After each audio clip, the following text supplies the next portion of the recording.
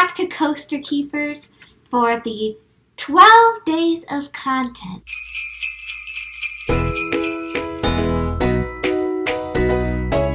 I'm Morgan. I'm Evan. And today we are going to be talking about our trip to Kings Island. So we went to Kings Island in October 18th to have a little belated birthday celebration for Morgan and for me, because we didn't really get to do anything for mine in the summer. So we went down on a Sunday, October 18th, during their Tricks and Treats Falls Festival to try out their different food offerings and also, of course, to ride some roller coasters. We also recently posted a vlog from this trip as well, so this is our more in-depth review, talking a little bit closer about our thoughts. But if you want to check that out, we would greatly appreciate it. It has more of our initial thoughts, some videos of us in the park, some videos of the food itself, and our merchandise as well, like this lovely Orion t-shirt. Yeah, really cool shirt, and yeah, definitely check out the vlog. I think first, if you want to see exactly what our day was like at Kings Island. But the first thing we want to talk about is that we did go on this trip during coronavirus times, and the park did have a number of safety protocols for all the guests, and we just wanted to review exactly what they did for you all. So yeah, they had numerous protocols in place. So they had, of course, all of your tickets, like many parks, had to be bought online ahead of time, so they knew how many people were coming and they could keep their capacity low. They also had, obviously, face coverings required at all times, unless you were eating in like a restaurant or outside of a restaurant, or they had some areas where you were able to take your mask off as long as you stayed socially distanced from the other guests. Also, they had a health questionnaire that you had to fill out beforehand. They had temperature checks on the way in the park, and they had a bunch more hand sanitizer stations as well compared to what they normally would have. And, of course, in all of the ride queue lines, there was social distancing markers of at least 6 feet. The day we went, it was raining in the morning. We took this trip with all the necessary precautions, if not more than even needed. Yeah. The day that we went, it was super rainy, and honestly, it was a freezing day, kind of almost a bad day to go, but we really wanted to ride Orion, and we felt like this would be a perfect day. Not a lot of people are there. And when we ate, for the most part, we ate outside. I think the only time I can think of us eating inside, we were the only people in the place. So really, I felt super safe here, and I'm glad they had all of these protocols. Yeah, and we also went specifically on a Sunday instead of a Saturday, because we saw that Cedar Point and Kings Island both on Saturdays were getting pretty busy, even, still under the capacity, but more busy than we were comfortable going with, so. Yep. So now we're going to move into the categories of the review. The first is attractions. So we're just going in alphabetical order. So the first we have up is Adventure Express. It's a steel mine train that's manufactured by Aerodynamics, and it opened in 1991. It has a height of 63 feet and a top speed of 35 miles per hour. And a fun fact, this ride was inspired a lot by the Indiana Jones films. So Morgan, what do you think about this Adventure Express? Yeah, I like this one a lot. I think this would be like a pretty fun, first real roller coaster for a kiddo. It wasn't necessarily thrilling really in any way. It was actually pretty flat. I feel like it didn't have a lot of hills or anything, but it had some cool theming as compared to some other roller coasters for that age category, I feel like. Mm-hmm. You could tell it was inspired by the old Paramount parks that Kings Island used to be owned by. Yeah. So you have a note about the ending lift hill. Yeah, I know you liked the ending lift hill. There's some cool theming going up the lift and wanting you to turn back and things like that, kind of like you're going into a temple. I think you liked it a little more than me, but I was a little bit off and on dizzy throughout the day, weirdly enough, so I think I rode this when I wasn't feeling the best, so that might have been a part of it, but it's not super thrilling, like you said. I think it would be really good for a kid, for one of their first coasters. The next roller coaster is Backlot Stunt Coaster. So this is a steel launch coaster manufactured by Premier Rides, and it opened in 2005 as the Italian Job Stunt Track. The ride has a max height of 45.2 feet, and it has a max speed of 40 miles per hour. Morgan, what do you think about Backlot Stunt Coaster? this was not one of my favorites. Yeah, we both felt like that. I mean, it's fun, but we both felt that the restraint was really kind of painful, and also like going that first launch when you go up that double helix, it's just like rough, man. It just doesn't feel good. It was a short ride. Yeah, I was gonna say I was pretty excited about it because you could see like all the special effects that they used from off the ride, and then we got on, and there's like the 2 helixes going down at the like right when you start the ride.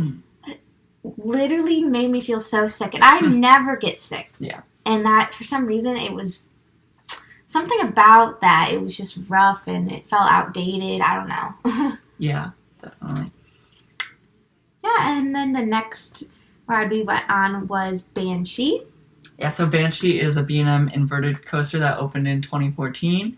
It has a drop of 150 feet and a max speed of 68 miles per hour. It also features 7 inversions, which is quite a lot. And it was built on the former site of the Son of Beast, and it even has a tribute to the Son of Beast. It has a tombstone that's a tribute to the Son of Beast, and it's cute, which is kind of a fun Easter egg to look out for. I love this one. Yeah, this one's a lot of fun. A lot of fun. We got to ride it front row with our feet dangling, like a really cool experience, I think. Yeah, it's super cool. It has more of like a straight down drop than most B&M inverts. You know, a lot of them have the pre-drop, like maybe like Raptor at Cedar Point has that little pre-drop. But it's more of a straight down drop. Had some music. Yeah. some theming, like more than most Cedar Fair type coasters. And 2 parts that I really like, I love how it loops through the lift hill. I think that's a really cool element. And then I also love the 0G roll. I love 0G rolls where you just feel like you're weightless going through real slow. I think that's awesome. Yep, that was a great ride. Another good B&M. I love B&M, so this is a new favorite. Speaking of B&Ms, the next ride is Diamondback. Yep, so Diamondback is a B&M hypercoaster that opened in 2009. It has a drop of 215 feet and a maximum speed of 80 miles per hour, and it was the first hypercoaster to ever feature a splashdown element.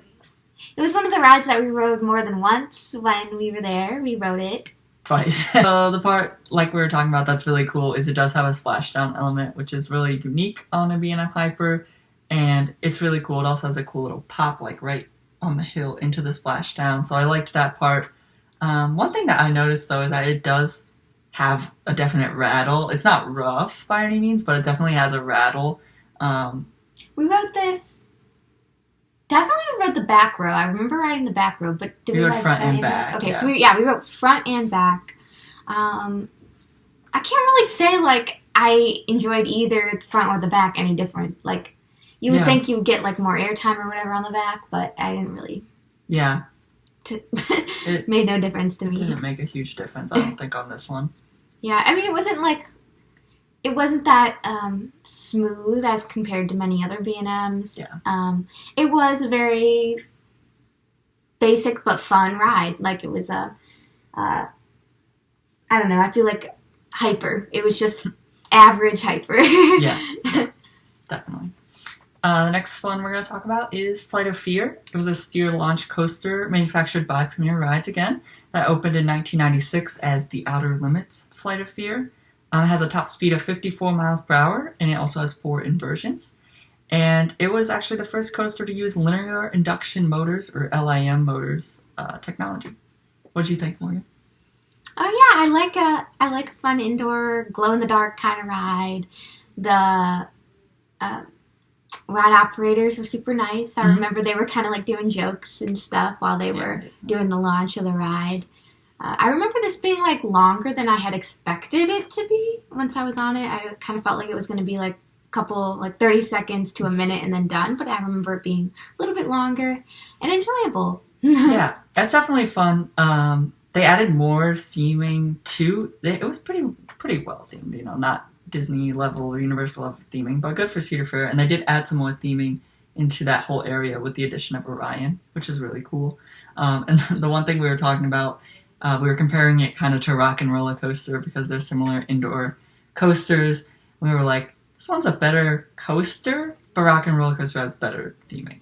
So yeah, exactly. They're similar in those ways. The next is Invertigo. Vertigo is an inverted Vekoma boomerang coaster, and it opened in 1999 as Face Off. It has a top speed of 50 miles per hour, and it has, well, 2 inversions, but you go through it twice. You go through it up, you go through it either forwards or backwards, depending which way you're facing, and then you go through it, and like a boomerang, you come back around the other way. Yeah, this one, so this one and Backlot Stunt Coaster were the two that gave me some sort of headache, sickness, pain. Like, I think this one, it had a lot to do with, first of all, the type of ride it is, but then also the restraint, my head banging around in it. And that's typical for me. I'm pretty small. And it was like no matter which way, if I went out or if I laid my head back, it really didn't matter. And we did those like back to back pretty much. So so I remember like both of them kind of make me feel weird. But I actually went into this thinking I wasn't going to like it. But I actually really did. Besides the getting knocked around, I actually really did like it. I thought it was super fun. For me, this one wasn't as bad as I thought it would be in terms of headbanging. But I am luckier that I'm a little bit taller, so I can kind of lean forward a little bit sometimes. So that helped me out, but it was better than I expected personally. So if you are able to lean your head a little bit forward, this is one of those ones you might want to try to do that to avoid the headbanging if you can. The next coaster we're going to talk about is Mystic Timbers. This is a GCI wooden coaster that was awarded the Golden Ticket Award for the Best New Ride in 2017. It has a drop of 98 feet and a top speed of 53 miles per hour. Morgan, did you like Mystic Timbers? I loved Mystic Timbers. Oh, yeah. Yeah, I didn't really know what it was all about. Obviously, a lot of people do like this one. Pretty popular, pretty new ride. But I wouldn't say it's a super big. I wouldn't say it's a super big coaster. Not super tall, no. Not super tall, but it has a ton of airtime. Mm-hmm. Really fun. Amazing Theming's fun. It has kind of a plot, so that's cool. And of course, a fun surprise at the end. Yes. Don't go in the shed, as they say. Yeah. Like you were saying, we both really enjoyed this, even more than I think we thought we were going to. We talked to some people that had ridden it, and they said that it's really good, but we're like, no, it's not super tall. It's not super fast. It might not be amazing, but we both really, really enjoyed it. It was definitely one of our favorites. I was definitely out of my seat a lot. Yes. And we can say how much air we caught on this ride because Evan unfortunately lost his hat. I lost my hat. If you watch the vlog, you can see me going from my hat that I was bundled up in all day to not having my hat anymore after our second ride on Mystic Timbers. But it was a lot of fun, and I would ride it many, many, many more times. Yeah, me too. Next, we're going to talk about the new for 2020 B&M Giga Coaster Orion. So Orion features a drop of 300 feet and a top speed of 91 miles per hour. And it was actually the largest single investment in Kings Island's history, costing about $30 million. And I think it was well worth that cost. What do you think, Morgan? Yeah, it's definitely an investment. It is a whole area now over back there by Flight of Fear. You have to kind of go under the racer to get to this ride.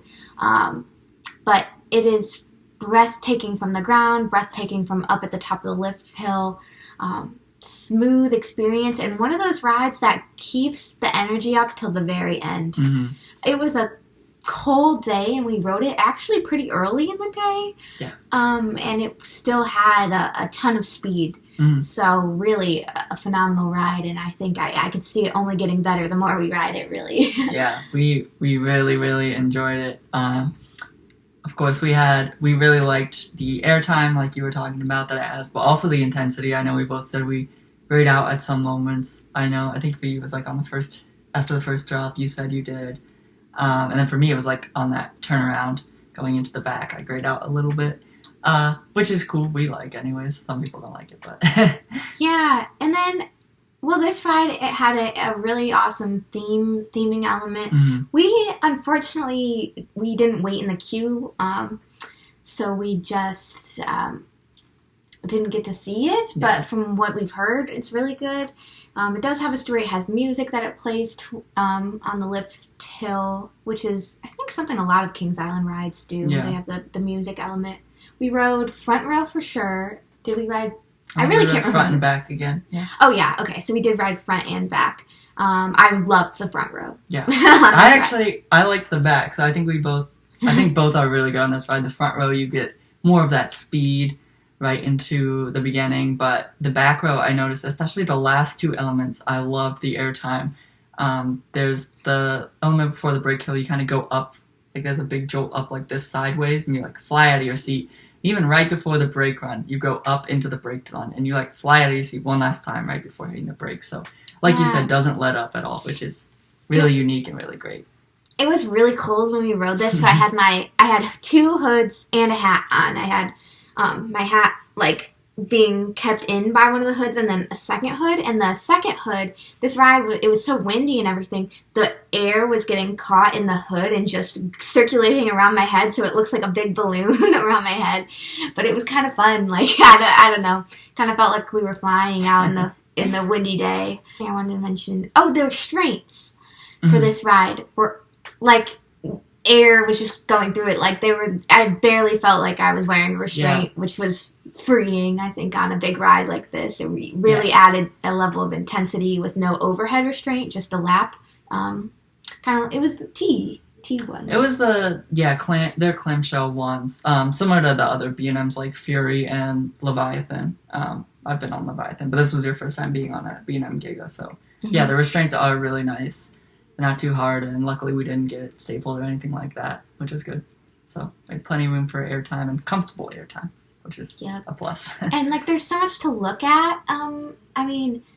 Cedar Point, it's nice when you ride and you can like see the lake, and that's one thing that Kings Island doesn't have. But there's a ton of forestry around there, and like being at the top of that, you can really see like all the trees. You feel like, wow, you are so high up. Yeah. So yeah, super scenic and amazing ride. I think could be top ride of 2020. I don't know. Yeah, definitely for us. Definitely for us, but I couldn't see we've ridden a lot of really great rides. I couldn't see this not making the top of a lot of people's lists for the year. Definitely. And you touched on it a little bit, but just the whole area that they redid around the Orion and Flight of Fear is just really cool. There's all kinds of fun theming around.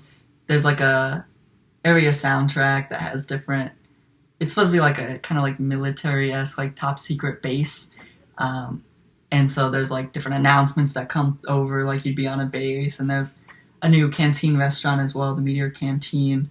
So I think they did a really good job with the theming on this, and I hope Cedar Fair kind of keeps up this level that they've been going to, adding more theming into a lot of their roller coasters, because I think even for the people who don't ride Orion, like just going in the area is a cool experience as well. Definitely. And tons of Easter eggs too. We liked seeing that. So. Definitely. Cool. Next, we're going to talk about the Bat. The Bat is an aerodynamic suspended roller coaster that opened in 1993 as Top Gun. It went through a lot of name changes. So then Cedar Fair bought the park, and it changed to Flight Deck, and then they eventually changed the name to the Bat in 2013 to honor the original aerodynamic suspended coaster that Kings Island had, called the Bat back in the day. So, what did you think about the Bat, Morgan? I liked it. Honestly, it's not that memorable to me. Nothing crazy. Nothing crazy about it. But I will say I did like it better than Iron Dragon at Cedar Point if I were to compare the two. Yeah. This one was a little bit taller, a little bit faster. Mm-hmm. And it's kind of like tucked away, like you kind of feel like you're in like a little valley. Taking like a trek to get back there almost. Yeah, the queue was so long and like there was not a lot of people in it, so you really had to walk back there. But anyways, it kind of feels like you're in like you're at the top of the trees riding it, and everything is like a valley below. So that was kind of a cool. They used the landscape setting really well. Yeah, I think it was definitely cool. I would echo exactly what you said.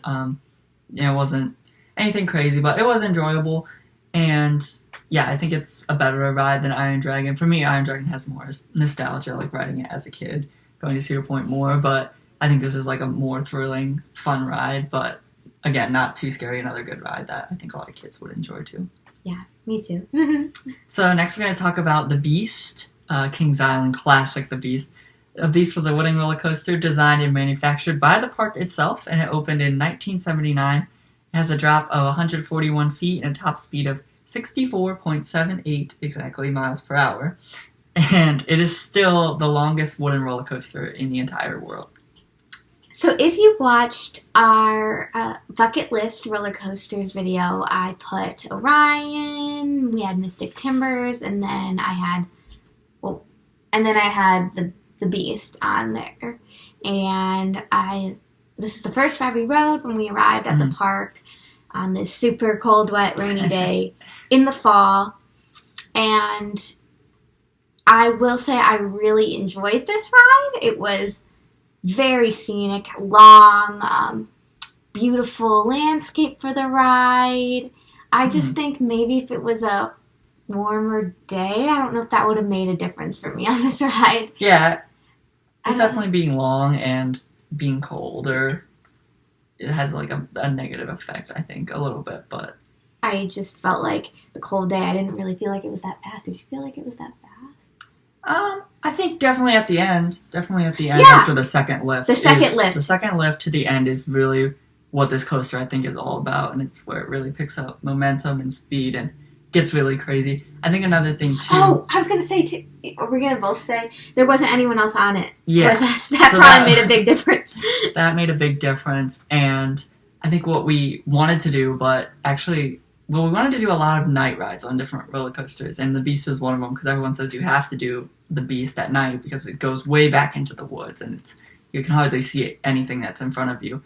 But really, the park wasn't open past dark. Because it was still earlier in the fall. It wasn't getting dark very early. And I think the park closed at 6 or 7. So we weren't able to do a night ride on the Beast. So that's definitely, I think, still on the bucket list, maybe to do a night ride. And I think that would I just wanted to ride this one again. But like it was between riding this, Orion, and Mystic Timbers again. So it was like, well, we're going to ride those ones again. But I actually do think it did have a lot to do with like the wait, because we were in like the front row and there was no one else in it. I really think that would have made a difference for us, like as far as speed. But I think so. I appreciated the history of this ride. For sure. And it's a classic. Yeah, definitely. So next we're going to talk about the Racer. This is the last coaster we're going to talk about. It's a wooden racing coaster that opened in 1972 with the park itself's opening. It has a drop of 82.17 feet and a max speed of 53 miles per hour. Some fun facts, it was featured on a special episode of The Brady Bunch, the Cincinnati Kids episode.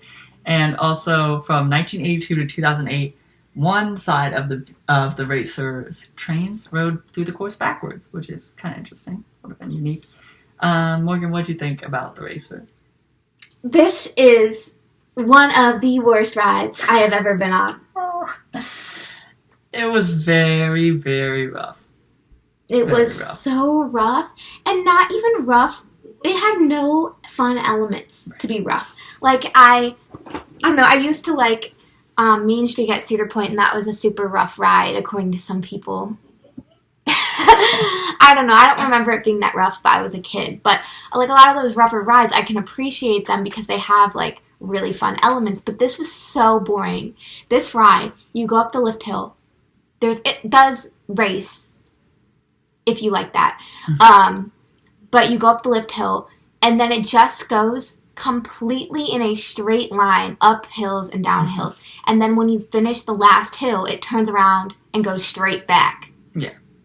To the station. Like it doesn't do anything fun. I just wish it did, or like I don't know, like it's like the Blue Streak, but much more painful. It's the Blue Streak, but not as old, not as fun, not as scenic, and more painful. Yeah.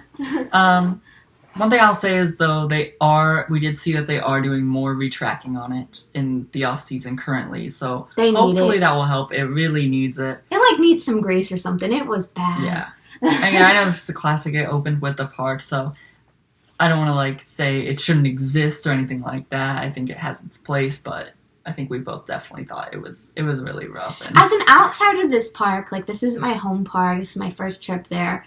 I felt no connection to this ride, and I'm sure some people do feel a connection to this ride, and so they can overlook its flaws, but I cannot. I won't ride it again. I'll say that. There you go. Not even a 3 tracking? You're not going to test it out? We'll see. Or you'll send me on and then I'll report back? Yeah, we'll see. Yeah, but it was rough. So that's all the coasters that we did. We were able to ride all of the adult coasters. We didn't do the kid coasters just because we were trying to get, it was a pretty short day just because the park's hours are limited, again, due to COVID. The park's hours were shorter, and then also, like, the first hour we were there, it literally rained, so we couldn't do anything. Yeah, after that, like, all the rides were open the rest of the day, and it wasn't busy, so it ended up being really good otherwise. Yeah, but we didn't have as much time as we wanted, so we wanted to get the best of everything. So we didn't get on the Flying Ace Aerial Chase or Woodstock Express, so maybe if we go back on a day we have more time, we can try those, and maybe we'll give you a review. I bet they're better than the race. Maybe they're better than the racer, though. They might be. They might be. So next we're going to talk about, of course, food, one of the things we love to talk about in these reviews. And we have kind of 2 sections of this. So we did just a little bit of regular park food, but we went for the Tricks and Treats Fall Festival, and they had a whole bunch of different tasting festival options. Mm-hmm. So we're going to talk a little bit about both. The regular park food, the only thing we got was, I love, and well, both of us love, soft pretzels. So we got a German soft pretzel and beer cheese from the beer garden. And we ate outside eating that. So it was really good. I mean, I really liked it. This hit on a cold day. Yes. That's why we got it. I literally just wanted to hold the pretzel. Yeah, it's the beer garden's like kind of in the center of the park. And there's like a little show area kind of outside of it, and then it just has like a roof. It's not like closed inside restaurant. It just has a roof, so for you to not get wet. But they have a full like bar, and then they sell like snack foods. So we got this pretzel, and it came with like a pretty big cup of beer cheese, and it was delicious. That's really good. Yeah, I like this really a lot. Definitely recommend for a cold day. And that's a good spot to, there wasn't a lot of people back there. Yeah. If you just want some like peace and quiet, I felt like that was a pretty good spot to get away from people. Yeah, there was like a small little lagoon next to it. It was kind of across from the Banshee, so it's cool to look at the rides and just kind of relax and chill for a minute. Yep. And now on to the Tricks and Treats Fall Fest food tasting. We both got these little lanyards, and you get to try 3 of their options. Mm-hmm. And they actually have a map of where everything is on the back. So we both got one, so we were able to get 6 different options. So the first one was at the Festa House, and the first thing we'll say is that we were really confused as to where to get our food, because it said it was at the Festive House. But when we went in, we had to go over actually to like the La Rosa's Pizza restaurant to get the food, and our food that we were getting was toxic mac and cheese, not pizza. So we were kind of confused about where we were going. So a little more signage and stuff might have helped, but we ended up finding it eventually. So like I said, we got the toxic mac, which was ooey gooey macaroni pasta tossed in a cheesy green fresh basil pesto sauce with a vegan Italian sausage. What do you think about this, Morgan? I thought that this dish was delicious. Mm-hmm. I think as far as service, though, it was cold. It was cold. And the service there wasn't that great. I don't think it was supposed to be cold. It was cold. I think it would have been really, really good if it was hot and warm. If it was, yeah, they fresh, just cooked it and it was warm. Because it was a cold day, so they would have put it in a little bowl and we could go on our way. But it was, first of all, very busy in that, because it's like a food court type building. Right. It was very busy because it's the only like indoor place. And then we went to get our food, and they were, like, kind of confused. They only had 1 of these passes, and we had to get 2, and they only had 1, so we had to go somewhere else to get the second one. Yeah. But the food itself, I mean, I wish it was warm, but that, like, basil pesto on the mac and cheese was something, like, really unique. It looked kind of fun because it was a little green for Halloween, and I liked it a lot, but, yeah, so service in that building could have been better. Yeah. More signage and stuff. Yeah, for sure. The next thing we got was at the Jukebox Diner. We got the at the Jukebox Diner, we got the Witch's Grilled Cheese. And that was pumpernickel bread with smoked Gouda and Swiss cheese. And it was served with a fire-roasted tomato soup. What do you think of the grilled cheese? So I think we had mixed opinions about this dish as a whole. The grilled cheese, I didn't like that much. It wasn't, I don't know. I think it was just the combination of the pumpernickel bread with the cheese. I don't know, something about it it didn't taste that great to either of us really. But we both really liked the fire-roasted tomato soup. I would have rather them, instead of giving me a teeny cup of the fire-roasted soup and a giant grilled cheese, I just skip the grilled cheese, just give me a big bowl, like bread bowl of that soup. That soup was something else. I've been dreaming about the soup. I tried to recreate it twice ever since we went there. It was very good. Soup. Really good. And I think, I hate to say like it was because it was really cold, but truly I think I liked it a lot because it was really cold. But the flavor was there. I could tell it was like a fresh homemade soup. Yeah. And very delicious. Had like chunks of different veggies in it, and I really liked it a lot. Yeah. Couldn't stop talking. Next time if we can, just skip maybe skip the grilled cheese, or maybe get a regular grilled cheese because they had regular grilled cheese too. But we'll have to get that fire roasted tomato soup if they have that again. Loved it. We've been trying, like you said, trying to recreate it. No, we haven't been quite on yet. Maybe we'll be able to get it sometime. Loved it. Yeah. The next thing was from the Chicken Shack, and we got Dragon's Breath wings. They're crispy wings toasted in a spicy Korean barbecue sauce and topped with black and white sesame seeds. What do you think about the wings, Morgan? I think this is one of my favorite things that they offered. A little bit of spice on the wings. I personally love chicken wings, so having them at Kings Island was great. I thought that some of their foods, they just like made it sound Halloween-y, you know, but like this was actually, I felt like it was a themed dish, and I really liked it. What did you think of the wings? It was really good. It wasn't too spicy. I was afraid it was going to be really hot, calling it Dragon's Breath wings, but I think, you know, it's a family park, so they're not going to make it burn your face off, which it was the right amount of spice for me.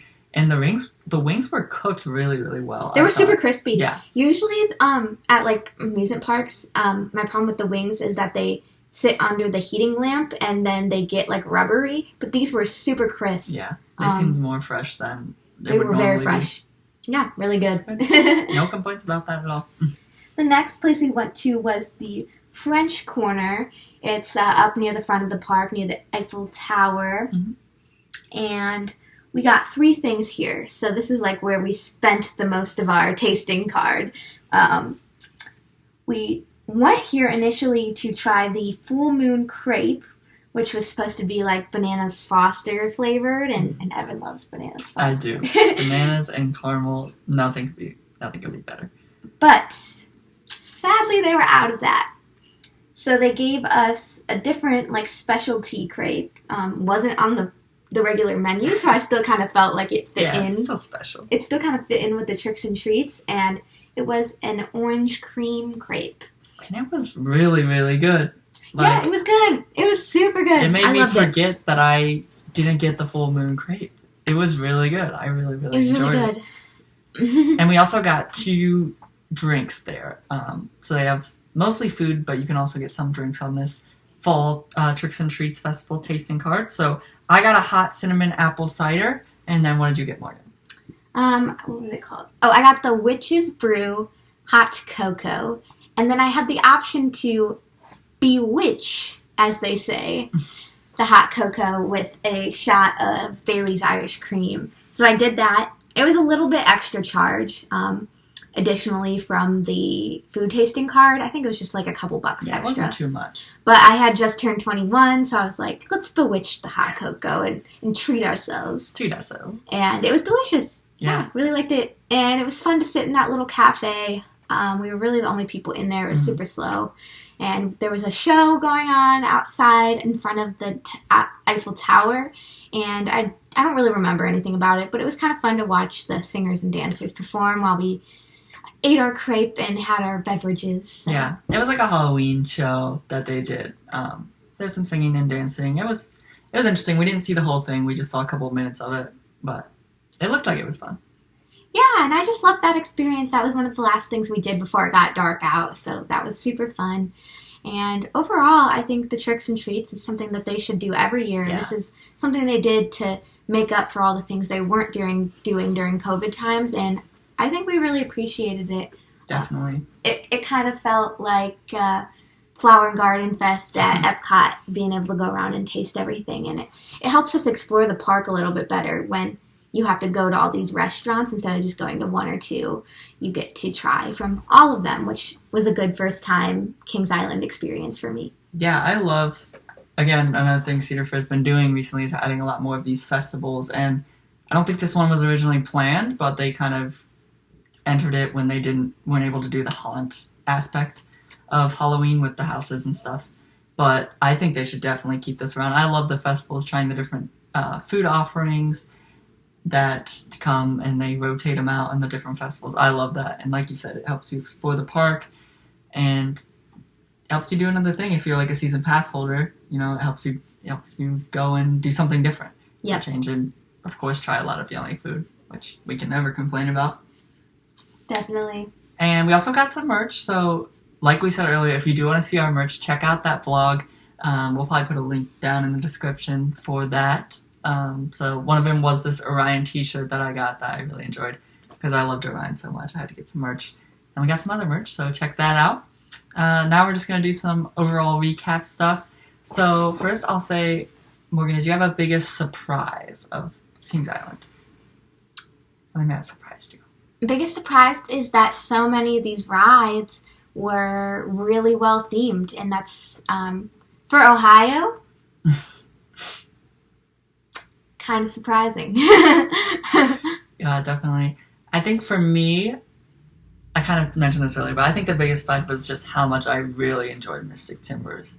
Like, I'm always more of a taller coaster kind of person, but I really love the airtime on Mystic Timbers, and it exceeded my expectations. Even though people had said it was going to be really good, I really, really enjoyed it even more than I thought I would. Did you have any disappointments at all, Morgan?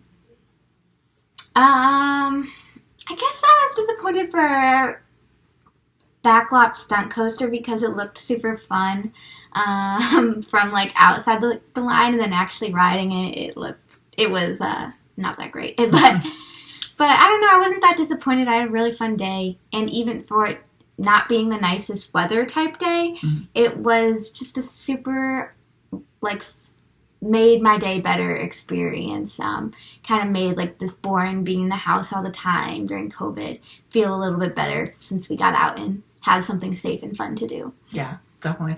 I think for me, I would say the racer. I hate to knock on it so much, but so this was your first time at Kings Island. I had been one time, maybe two times, one that I can remember, one like maybe a long time ago. But I remember riding the racer the last time I went. It was around like 2013. I was obviously a lot younger, but I did not remember it really being rough. I remember enjoying the racing aspect of it.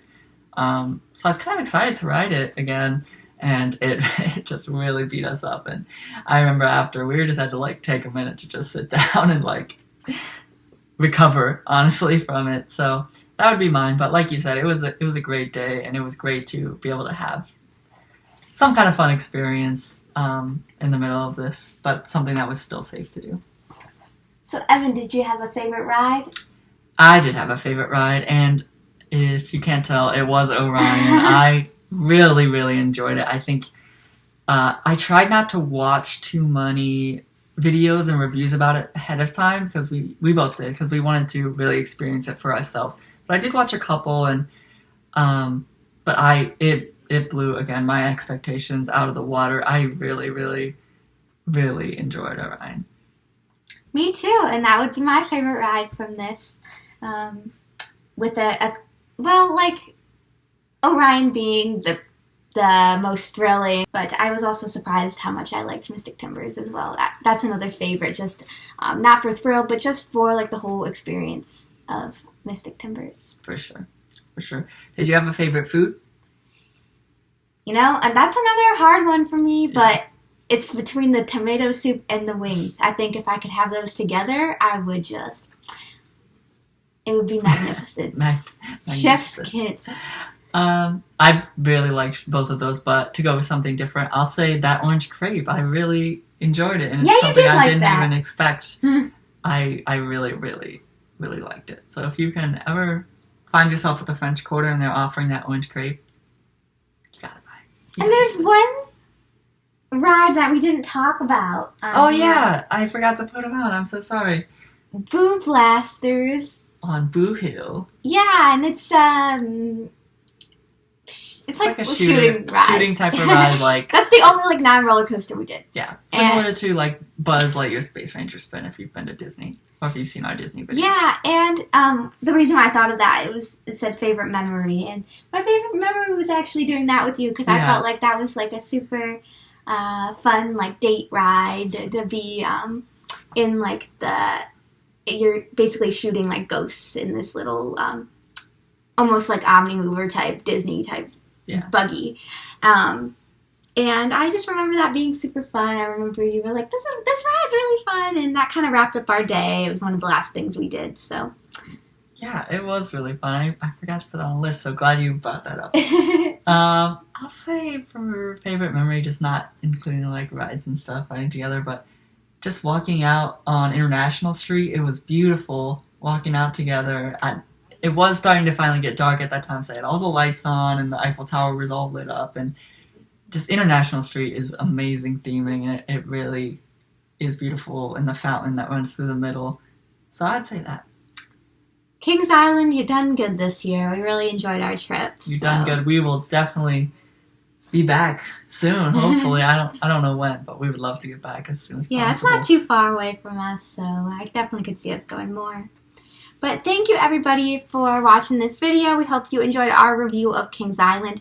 And we hope you stay tuned because every day leading up to the new year, we are posting a new piece of content related to the holidays or just related to roller coasters and amusement parks in general. So we hope you tune in, watch our content, comment.